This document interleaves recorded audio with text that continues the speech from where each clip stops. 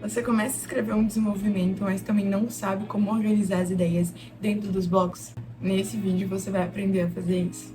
Oi pessoal, eu sou a Nick e eu te ajudo nesse canal a tirar 900 mais em qualquer tema na redação do Enem. Primeiro vamos lembrar que a redação do Enem é feita de 3 partes principais, que são a introdução, o desenvolvimento e a conclusão. O desenvolvimento a gente pode considerar a parte mais importante do texto, já que é onde você argumenta, de fato. Muita gente até consegue desenvolver uma tese, consegue ter uma ideia do que colocar no desenvolvimento, mas acaba se embaralhando e acaba ficando um pouco confuso. Fazer um bom desenvolvimento, que seja coeso e que faça sentido, é muito importante por conta da competência 3, que é a competência que avalia a sua argumentação, o nível de argumentação que você tem dentro da redação. O que muita gente não sabe é que dentro do desenvolvimento a gente tem outras subestruturas que não têm nomes específicos, mas que eu vou tentar explicar com alguns nomes que eu geralmente coloco para vocês. E essas 3 estruturas, na verdade, são 3 perguntas. A partir da resposta dessas 3 perguntas, você vai ter o seu desenvolvimento perfeito. E as 3 perguntas são o que, por quê e o que tem a ver. São as 3 perguntas que eu utilizo para poder organizar as ideias dentro do meu desenvolvimento, que sempre dá certo. Então vamos lá. Os desenvolvimentos são frutos da sua tese, né? Do que você vai defender no texto. Então, eu aconselho que você tenha uma tese baseada em 2 principais argumentos. Cada um desses 2 argumentos você vai defender em um parágrafo de desenvolvimento, ou seja, 2 parágrafos de desenvolvimento. Então, a partir do momento que você define o argumento que você vai falar em cada parágrafo, é hora de destrinchar eles. Então, vamos supor que o seu primeiro argumento seja relacionado à ineficiência estatal. A parte do o que é justamente esse argumento. A resposta do o que é o argumento que estava na sua tese. Então, o que é o que você vai defender no parágrafo. A gente também pode chamar o que de tópico frasal. Tópico frasal nada mais é do que uma ideia resumida do que você vai abordar no seu parágrafo. Tô sendo meio redundante aqui, mas é porque é literalmente isso. Já a sua segunda pergunta, que é o porquê, é basicamente por que você acha isso? Por que você está defendendo isso? Então é nessa hora que você vai de fato argumentar. Você vai trazer o seu argumento e vai trazer o seu repertório para fundamentar o argumento nessa parte. Se o seu argumento é a ineficiência estatal que ocasiona algum problema, por exemplo, você vai destrinchar essa opinião e fundamentar ela com o seu repertório, que, por exemplo, poderia ser o do contrato social de Thomas Hobbes. E no caso de uma ineficiência do Estado, estaria quebrando esse contrato, por exemplo. Agora que a gente já fez o que e o porquê, tá na hora da gente concluir esse parágrafo. Lembra que eu falei que tem subestruturas? É como se essa última pergunta, o que tem a ver, fosse a conclusão do seu desenvolvimento. O que tem a ver vai ser basicamente o que você falou no resto do parágrafo tem a ver com o tema. Então, para o argumento de ineficiência estatal, no que essa ineficiência estatal tem a ver com o tema? Então, você vai fazer uma breve conclusão ligando o seu argumento com o tema. E nisso você vai fazer nos seus 2 desenvolvimentos. Então, você vai repetir esse processo no primeiro e no segundo. Então, seu desenvolvimento já está basicamente montado. Então, agora a gente vai ver como isso funciona na prática com a redação nota 1000 de um aluno real. Lembrando que o tema das redações que eu vou ler vai ser o tema do Enem de 2022. Desafios para a valorização de comunidades e povos tradicionais no Brasil. Olha só, no primeiro desenvolvimento do Luiz Felipe de Brito, ele coloca: diante desse cenário, existe a falta da promoção de um ensino eficiente sobre as populações tradicionais. Então, esse foi o que dele, o tópico frasal dele. Tá vendo que não é muito longo? Ele disse brevemente, resumidamente, o que ele defende nesse parágrafo. O que ele vai defender? Falta de promoção de ensino eficiente sobre as populações tradicionais. Aí ele continua: sob esse viés, as escolas, ao abordarem tais povos por meio de um ponto de vista histórico e eurocêntrico, enraizam no imaginário estudantil a imagem de aborígenes cujas vivências são marcadas pela defasagem tecnológica. Então, aqui ele introduziu o argumento dele já, né? Então, por que ele defende isso? Ele escreveu justamente isso. Por que ele defende o que ele escreveu no tópico frasal? Aí ele continua: a exemplo disso, há o senso comum de que os indígenas são selvagens, alheios ao benefício do mundo moderno, o que, consequentemente, gera um preconceito manifestado em indagações como: o índio tem smartphone e está lutando pela demarcação das terras? Ideia essa que deslegitima a luta dos silvícolas. Entretanto, agora, ele vai introduzir o repertório dele. De acordo com a teoria do indigenato, defendida pelo ministro Edson Fachin, do Supremo Tribunal Federal, o direito dos povos tradicionais à terra é inato, sendo anterior até a criação do Estado brasileiro. Então aqui ele fez o repertório dele, ele colocou uma teoria, a teoria do indigenato, que é defendida pelo ministro do STF, para fundamentar essa opinião dele. E agora ele vai concluir o parágrafo de desenvolvimento dele com o que tem a ver. O que ele falou ali tem a ver com o tema.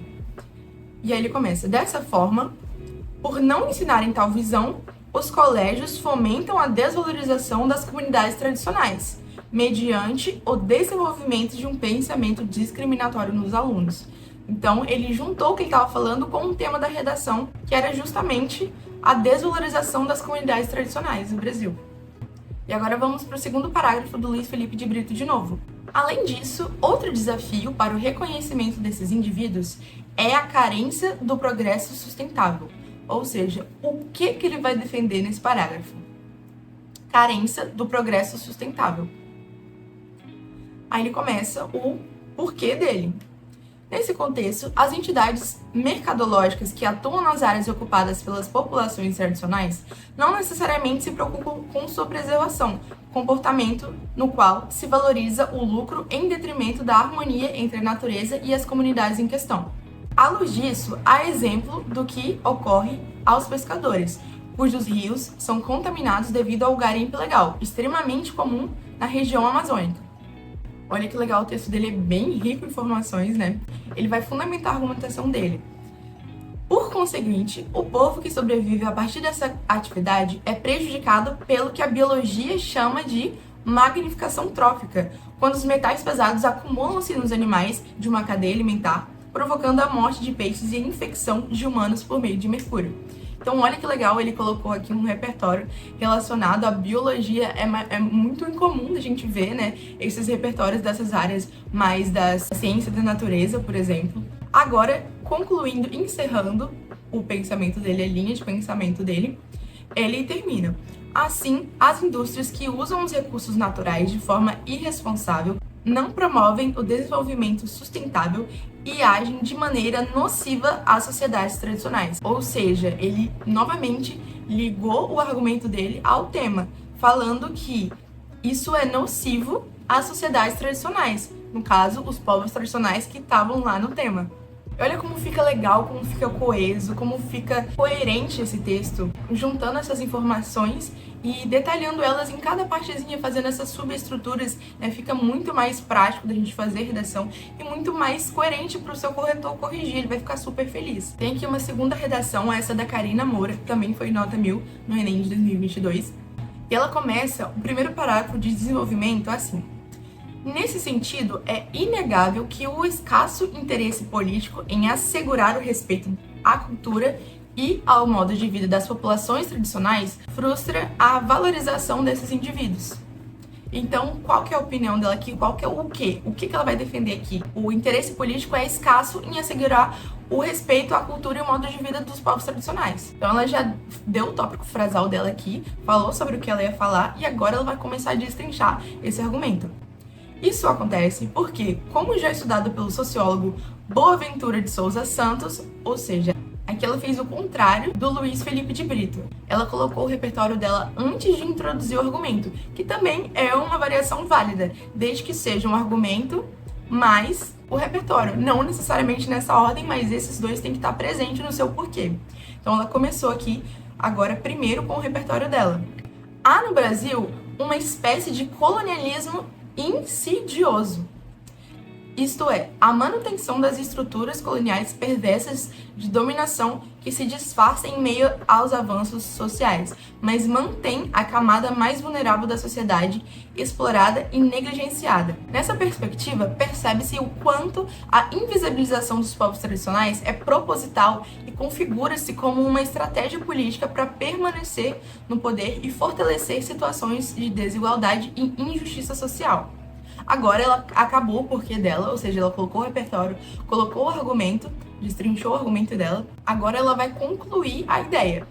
Dessa forma, tem-se um país que, além de naturalizar as mais diversas invasões possessórias nos territórios dos povos tradicionais não respeita a forma de viver e produzir dessas populações, o que comprova uma realidade destoante das produções literárias do romantismo.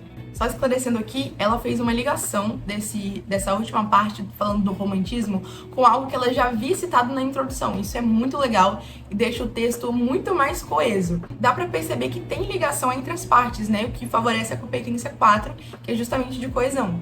Aqui, hoje, a gente tá trabalhando mais a competência 3, que fala sobre coerência, né? Mas isso daqui também tem muito a ver com a própria coesão do texto, já que o texto fica mais ligado, tem mais ligação entre as partes. Agora vamos para o segundo desenvolvimento dela. Ela adiciona: ademais, é nítido que as dificuldades de promover um verdadeiro reconhecimento e valorização das comunidades tradicionais ascendem à medida que raízes preconceituosas são mantidas. Então aqui, qual que é o quê dela? As raízes preconceituosas. Então é essa ideia que ela vai falar sobre no porquê que vem logo em seguida. De fato, com base nos estudos da filósofa Sueli Carneiro, novamente ela introduz primeiro o repertório e depois faz a argumentação de fato. É perceptível a existência de um epistemicídio brasileiro na sociedade atual, ou seja, há uma negação da cultura e dos saberes de grupos subalternizados, a qual é ainda mais reforçada por setores midiáticos. Em outras palavras, apesar da complexidade de cultura dos povos tradicionais, o Brasil assume contornos monoculturais, uma vez que inferioriza e sepulta, entre aspas, os saberes de tais grupos, cujas relações e produções, baseadas na relação harmônica com a natureza, destoam do modelo ocidental, capitalista e elitista. Então ela fechou o argumento dela aqui, explicou sobre o conceito de epistemicídio, falou como o Brasil assume uma postura monocultural, né, já que ela não valoriza essa outra cultura, as culturas dos povos tradicionais. E aqui ela conclui justamente essa ideia, com o que tem a ver dela. Logo, devido a um notório preconceito, os indivíduos tradicionais permanecem excluídos socialmente e com seus direitos negligenciados. Aqui ela fecha a ideia dela, como sempre, que é a função do o que tem a ver, falando que, por causa do preconceito, os indivíduos tradicionais, ou seja, ligando com o termo, permanecem excluídos socialmente. Bora ver mais uma? Essa redação aqui é da Maria Fernanda Simeonato, do mesmo Enem que a gente tá lendo esses outros, de 2022. Ela começa o primeiro parágrafo de desenvolvimento assim: sob esse viés, é válido destacar a fundamentabilidade dos povos tradicionais como detentores de pluralidade histórica e cultural, que proporciona a disseminação de uma vasta sabedoria na sociedade. Ou seja, ela vai defender aqui basicamente o quão fundamental é a cultura e a pluralidade histórica dos povos tradicionais. É isso que ela vai defender. Aí ela começa, igual a Karina, colocando o primeiro repertório.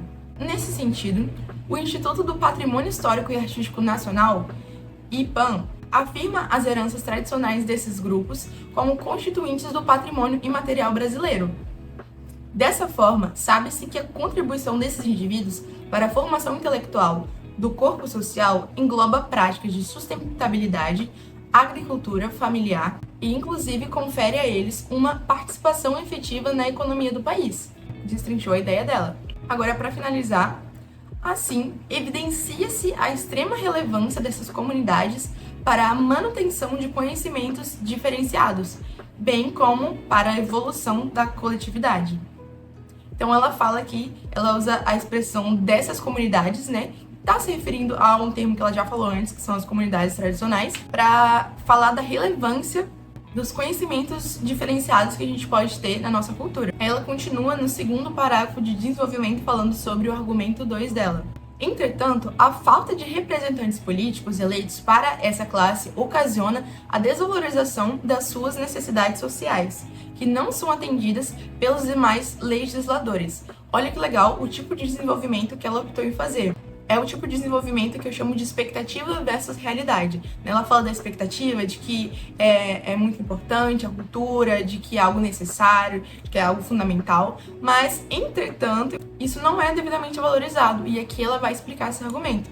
Nesse contexto, a Constituição Federal, novamente colocando o repertório antes da explicação, assegura direitos inalienáveis a todos os cidadãos brasileiros, abordando o dever de inclusão de povos tradicionais nas decisões públicas. Desse modo, compreende-se que a existência de obstáculos para o reconhecimento da importância de populações nativas se relaciona à ineficácia na incorporação de representantes que sejam, de fato, interessados na perpetuação de saberes e técnicas ancestrais propagadas para esses grupos. Então aqui ela explica como ocorre essa desvalorização, que ela usa como o quê, né? E aí ela encerra. Sendo assim, comprova-se a ocorrência de um grave problema no âmbito coletivo, o qual impede a garantia plena dos direitos básicos dessas pessoas. Igual ela fez no outro parágrafo, ela usou a expressão dessas pessoas para se referir ao termo povos tradicionais, que ela já tinha usado em outro momento do texto dela. Então também ela fez a ligação do que ela defendeu no parágrafo com o tema e finalizou de forma maravilhosa o texto dela. A gente pode observar uma coisa que tem a ver com a competência 4, já falei da competência 4. A gente pode observar que a competência 3 e 4, elas andam de mãos dadas, elas estão sempre juntinhas. E a gente percebe isso nesse texto por meio dos conectivos que a gente usa para poder introduzir as ideias, conectar as partes e introduzir as ideias que a gente vai abordar em cada frase que a gente começa. Por exemplo, toda vez que você vai colocar o que tem a ver, a sua conclusão do parágrafo de desenvolvimento, você pode observar que a gente usa conectivos que expressam a ideia de conformidade. Por exemplo, logo, dessa forma, assim, desse modo, sendo assim, porque basicamente é você juntando sendo assim o quê? Assim, tudo que eu expliquei, isso aqui tem a ver com o tema. Então, olha como as duas competências são muito ligadas, né? Isso foi só um exemplo, além de todas as outras coisas que envolvem, né, essas duas competências que estão sempre muito juntinhas. Assim que possível, eu vou fazer um vídeo pra vocês, quem sabe uma série de vídeos explicando competência por competência para vocês ficarem ligadinhos nesses detalhes que são super importantes para você entender melhor como funciona a dinâmica de correção e de avaliação da sua escrita no Enem. Então esse foi o vídeo, espero que tenha ajudado vocês a entender melhor. É uma dúvida que eu acho que muitas pessoas têm, eu tinha muita dúvida nisso, mas consegui entender, espero que vocês também tenham conseguido. E bons estudos para vocês. Tentem fazer agora com esse jeito do que, porquê e o que tem a ver, que eu tenho certeza que vai melhorar muito a dinâmica de escrita de vocês. Não esquece de se inscrever no meu canal, que eu tô começando agora com essas dicas. Toda semana eu vou estar postando vários vídeos pra vocês. E curte, compartilha com alguém que você acha que vai precisar dessa ideia também, que foi um estalo na sua cabeça, isso que eu te falei, que você acha que também vai ser na cabeça da outra pessoa esse estalo, que ela vai conseguir entender melhor. E comenta aí embaixo alguma dica de vídeo que você tem interesse, ou o que você achou do vídeo, se você acha que tem algo a complementar. E é isso. Muito obrigada. Tchau, tchau.